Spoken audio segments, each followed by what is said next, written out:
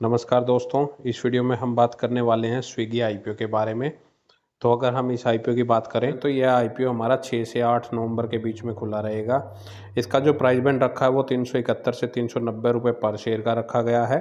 एक लॉट में आपको इसमें 38 शेयर मिलेंगे और कंपनी लगभग टोटल 11,327 करोड़ रुपए का आईपीओ साइज लेके आई है, जिसमें कंपनी लगभग 4500 करोड़ रुपए फ्रेश इशू के जरिए और 6800 करोड़ रुपए ऑफर फॉर सेल के जरिए प्रमोटर्स अपनी होल्डिंग यहाँ पे बेच रहे हैं। और जोमेटो का जो आईपीओ आया था उसका जो साइज था लगभग वो 9300 करोड़ रुपए का था। तो स्विगी का आईपीओ हमारा जोमेटो से भी बड़ा होने वाला है।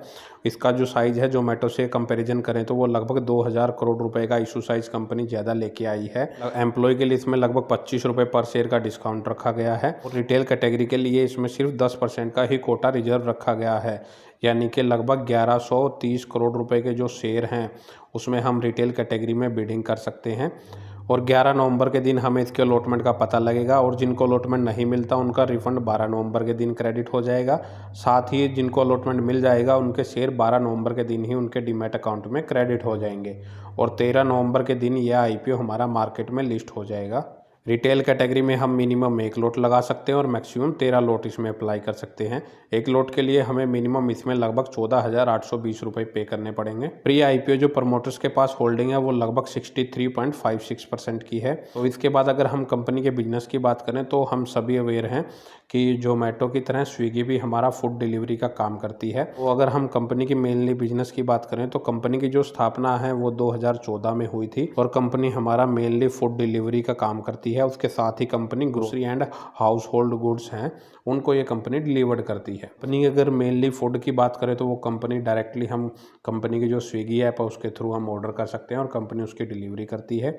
उसके साथ ही कंपनी ने जोमेटो की तरह, जैसे जोमेटो का ब्लिंकिट ऐप है, इस कंपनी का स्विगी का भी इसके यहाँ पे इसने इंस्टामार्ट लॉन्च किया हुआ है। तो हम इंस्टामार्ट से ग्रोसरी एंड हाउस होल्ड का कुछ सामान है उसको हम ऑर्डर कर सकते हैं और जोमेटो की तरह यह भी काफ़ी फास्ट सर्विस देती है और अप्रोक्स अगर हम देखें तो 10 मिनट के अंदर ही इस ऐप के थ्रू हमें डिलीवरी भी मिल जाती है। तो स्विगी भी अपने बिजनेस एक्सपेंशन पे काफ़ी ध्यान दे रही है। तो अगर हम स्विगी के इंस्टामार्ट स्टोर की बात करें तो जून 2024 के अकॉर्डिंग अगर हम देखें तो ऑल ओवर इंडिया जो 32 सिटीज़ में स्विगी के इंस्टामार्ट के स्टोर खुले हुए थे, जिनकी टोटल संख्या लगभग 557 थी। वहीं अगर हम इसको सितंबर के अकॉर्डिंग कंपेयर करें तो उसकी जो संख्या है 557 से बढ़ के लगभग 605 तक पहुंच चुकी है और जो इसका बिजनेस पहले 32 सिटीज़ में था वो बढ़ के लगभग 43 सिटीज़ में फैल चुका है। तो स्विगी कंटिन्यूसली अपने बिजनेस को जोमेटो की तरह ही एक्सपेंड करती हुई जा रही है। वहीं अगर हम कंपनी के मार्केट शेयर की बात करें तो स्विगी के पास आज के टाइम लगभग 34% का मार्केट शेयर है।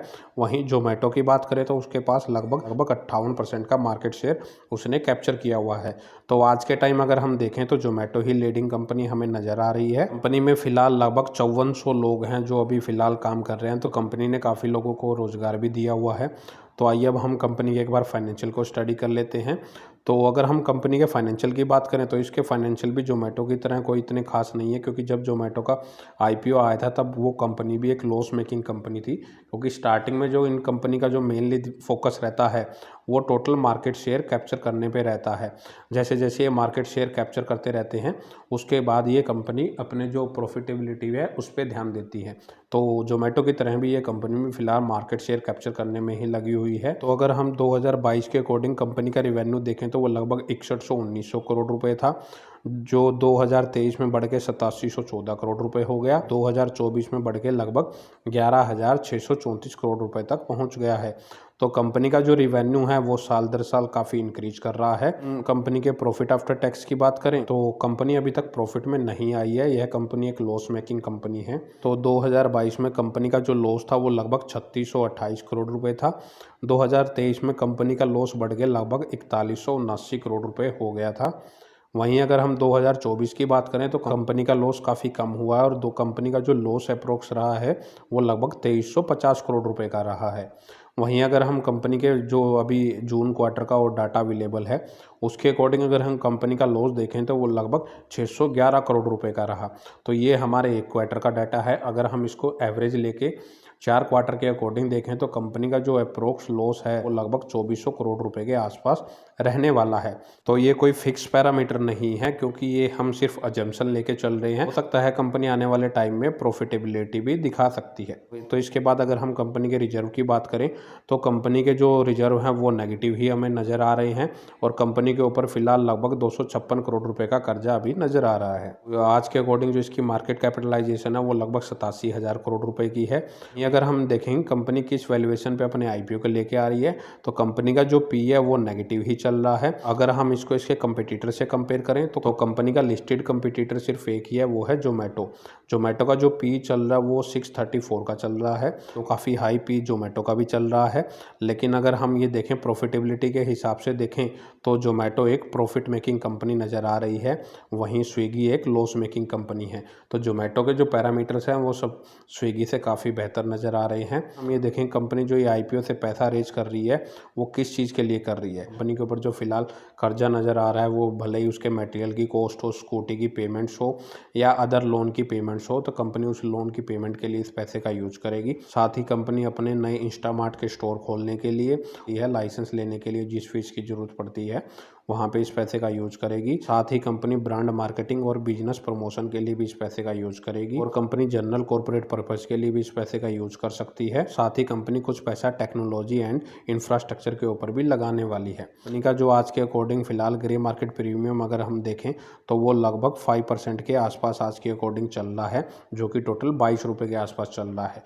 तो 390 रुपये का इसका इशू प्राइस है, उस पर अगर हम 22 रुपये का अलग से लिस्टिंग गेन देखते हैं तो इसकी जो लिस्टिंग है वो 412 रुपये के आसपास आज के ग्रे मार्केट प्रीमियम के अकॉर्डिंग हो सकती है। इस आईपीओ को ग्रे मार्केट प्रीमियम में इतनी कोई ज़्यादा डिमांड नहीं चल रही है। उसका मेन रीज़न यही है कि जोमेटो जब आईपीओ आया था वो एक लॉस मेकिंग कंपनी थी और उसका प्राइस बैंड भी कम था। जोमेटो का आईपीओ वो काफ़ी अच्छा सब्सक्राइब हुआ था और वहाँ से कंपनी ने काफ़ी अच्छे रिटर्न बना के दिए थे। लेकिन उसके बाद जो जोमेटो का जो प्राइस था, क्योंकि कंपनी लगातार लॉस मेकिंग ही थी, तो वो लगातार डाउन ही आता जा रहा था। वो इन्वेस्टर अजम्पशन करके चल रहे हैं कि क्योंकि जब तक कंपनी प्रॉफिटेबिलिटी में नहीं आएगी कंपनी कोई इतने खास रिटर्न जनरेट नहीं कर सकती।